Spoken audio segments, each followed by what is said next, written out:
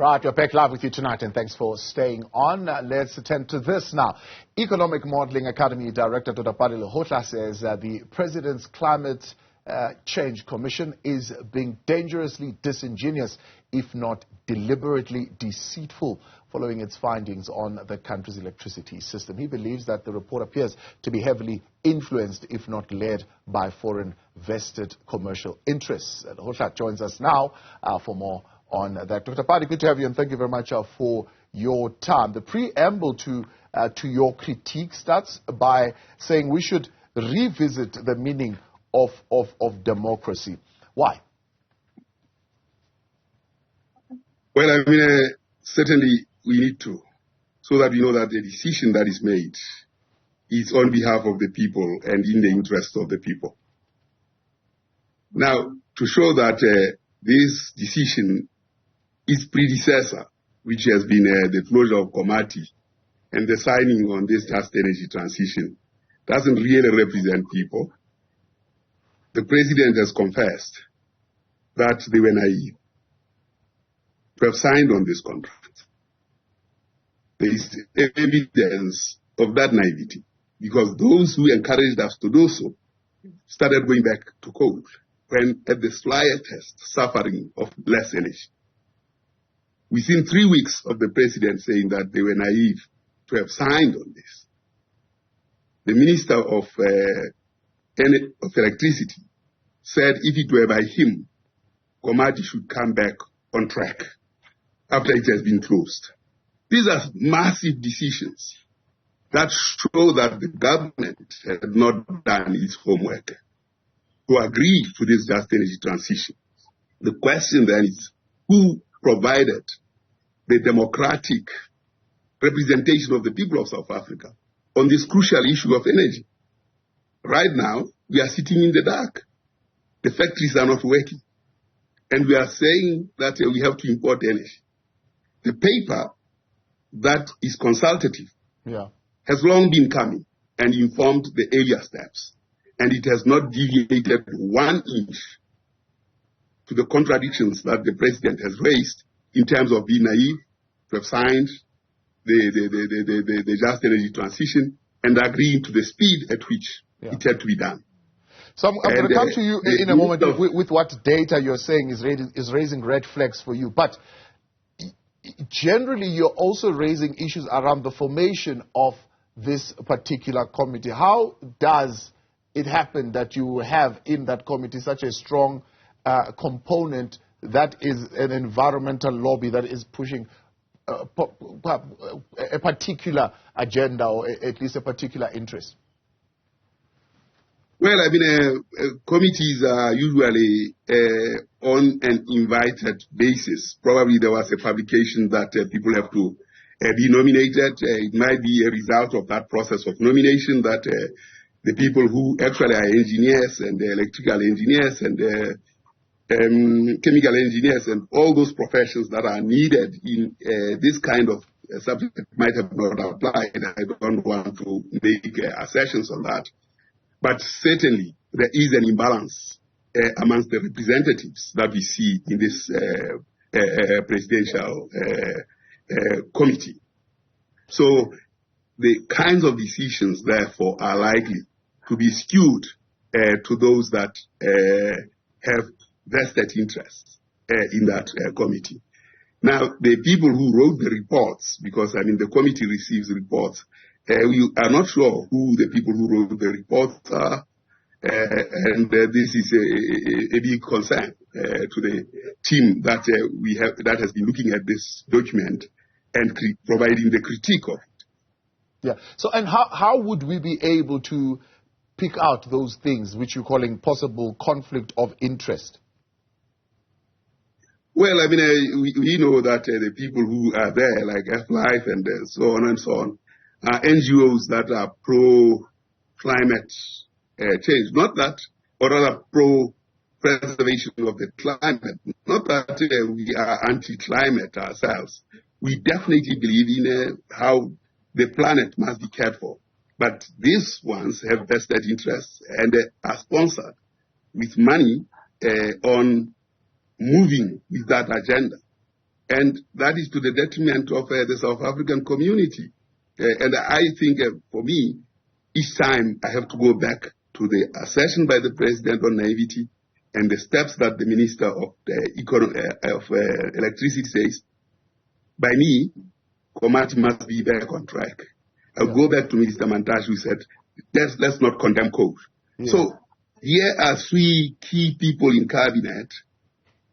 One of them, the president, retracting or stepping back and saying we might have done the wrong thing. Yeah. The deputy president saying we have to do this thing very slowly. Yeah. So there is a change in government language on this just energy transition because it doesn't work. So that proves that the whole thing has been absolutely unscientific. It has been rushed without any consideration or anything just about it. So that reveals the vested interests that have been pushing for this. So do you believe there's not been therefore that because of that situation, because I'm looking at it and I'm thinking it's a whole of cabinet led by the president who leads cabinet and the various ministers in those key portfolios, right, who have this change of heart, so to speak. But is the environmental lobby so powerful that it is able to, in a sense, to sway the policy direction when it comes to energy? Because as you're saying, the environmental movement is hijacking public policy. What makes them so powerful?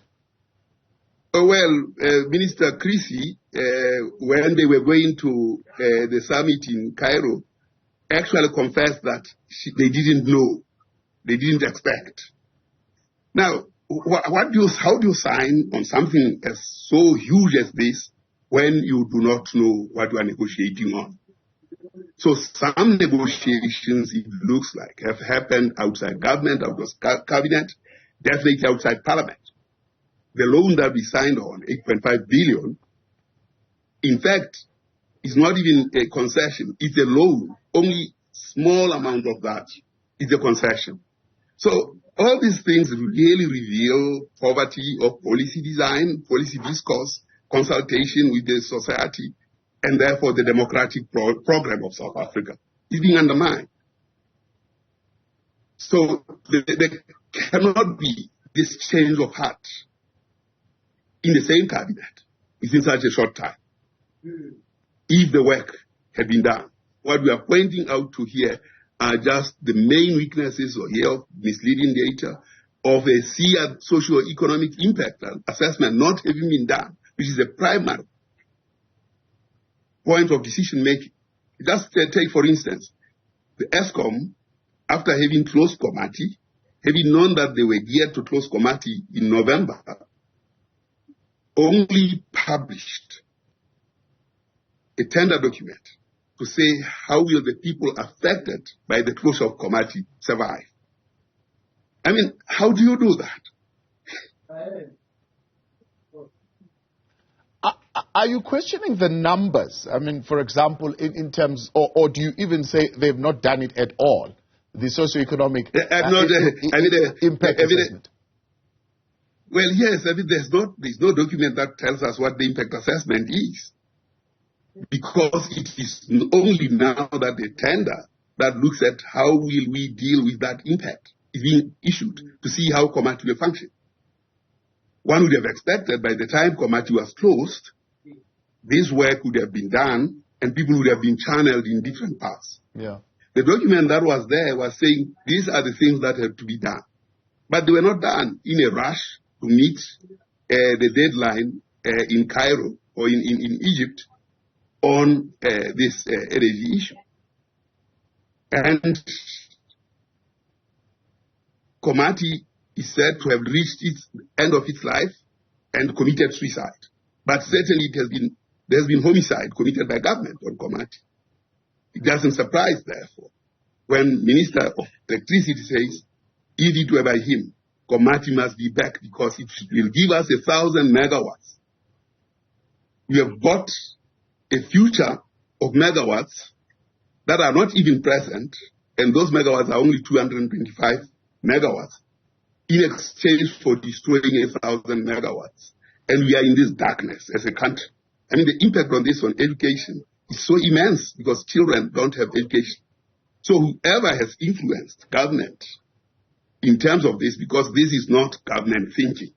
It is not. This whole thing of just energy transition, of course, we have signed for it. It's dominated by those who are producing the renewables, and they are looking for a market. Yeah. And therefore, the easiest thing is the classical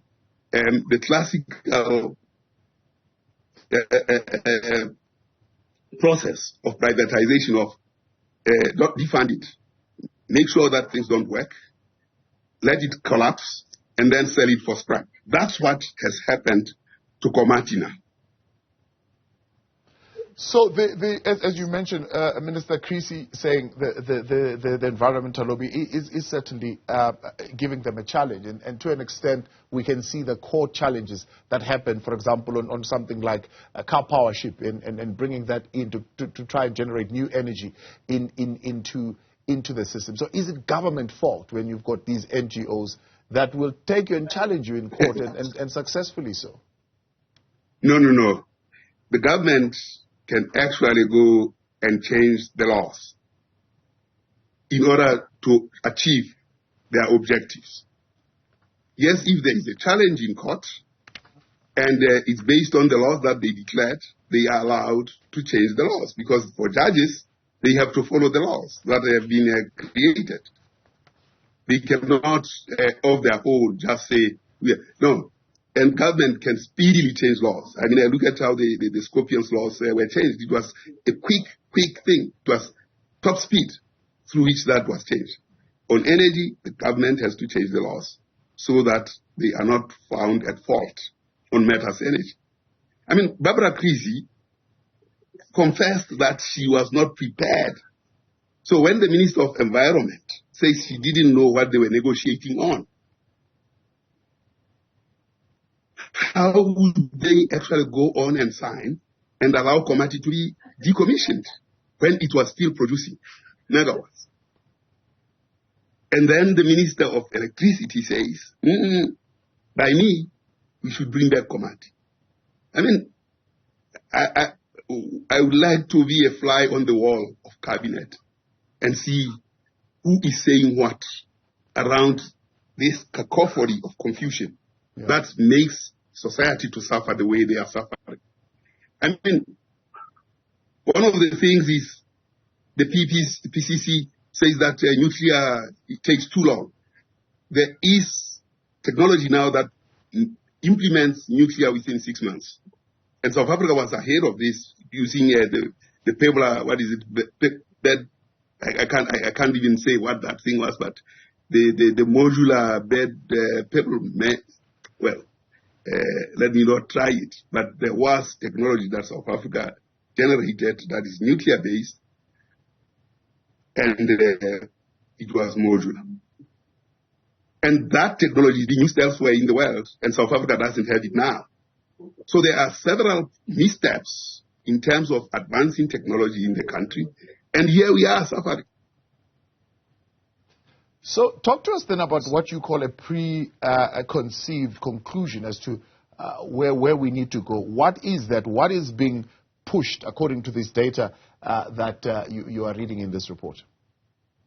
Well, the preconceived conclusions are saying keep nuclear away, keep coal away, go for green, and then demonstrate to the rest of the continent that green may work. Unfortunately, Germany has just shown us that it doesn't work, because South Africa was touted.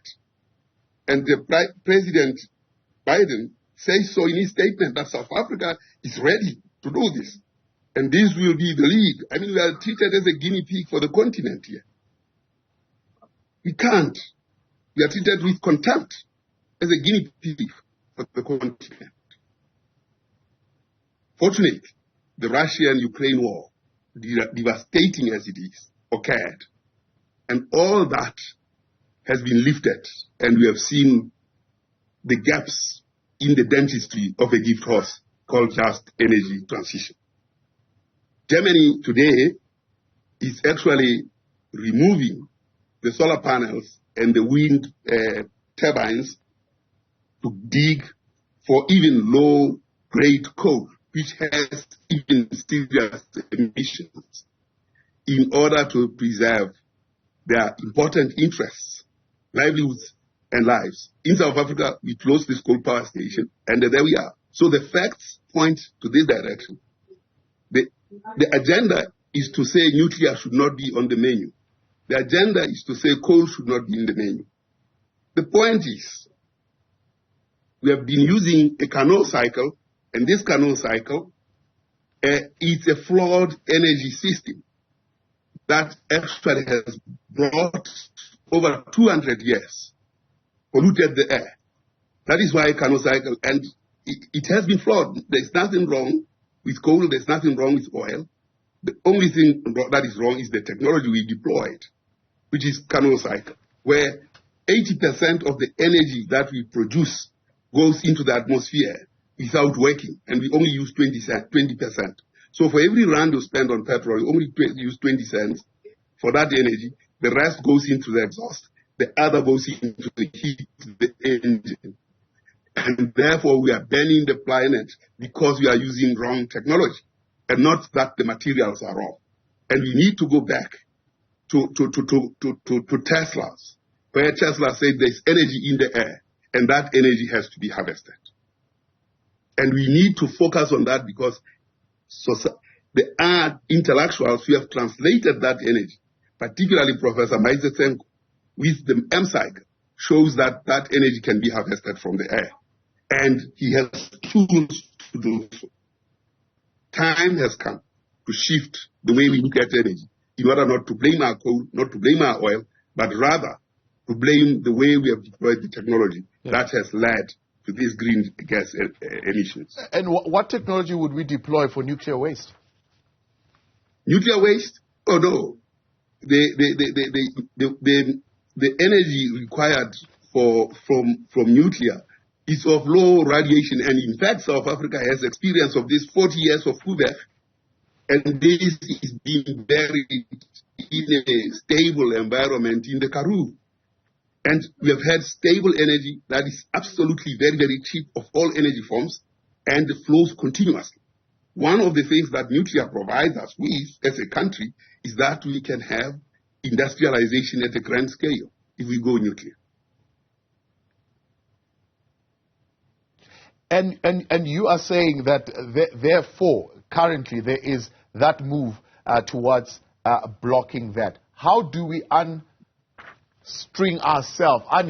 ourselves from this thing that we have already signed to? Because the president also goes, I think it was in Paris, and he says, no, we need more money for this just transition. And what happens when we do get that more money?